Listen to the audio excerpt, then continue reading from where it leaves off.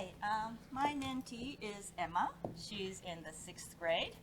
I found that her hobbies are reading and drawing, and she especially loves drawing dragons. And she's really good at drawing bitmaps on her Chromebook, and she was able to combine both of those passions into her project. So.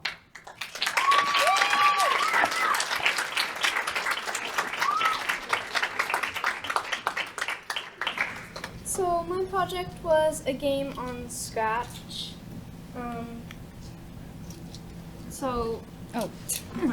My mentor is Sandra. She works at Oracle. She's a software engineer in test. She's from Vancouver, Canada. She likes reading, watching Netflix, working out, and cycling, and went to Japan for a few years. So my project is a game on Scratch. It's a game about a dragon which has to go through different lands to find the dragon leaders. I made this because I wanted to do some coding and make a game, and I learned how to make a game on Scratch. I really liked working on my project and drawing the characters and scenes, and I learned that you can't get things perfect the first time, and things like these take a while to make. And the problem was that I kept on thinking that it would be perfect the first time, and I got frustrated when it didn't, so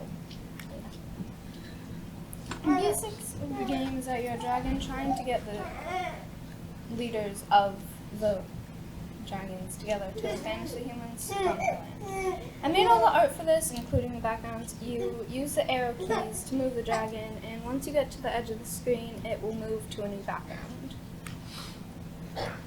The way to get to the leaders is through the portals. I put the backgrounds on random, so you kind of have to look around for the places with portals, and clicking them will lead you to a dragon. Here's some of the coding I used. So the way it works is you can't go directly to a dragon leader, and because I excluded them with the backgrounds thing, because they are, say, 14, 15, 16, and 17. And here's the coding that makes sure the portals aren't constantly visible.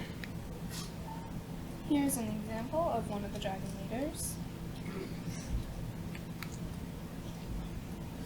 After finding all the dragon leaders, it brings you to a meeting place where they all decide to banish the humans, which they succeed. Thank you.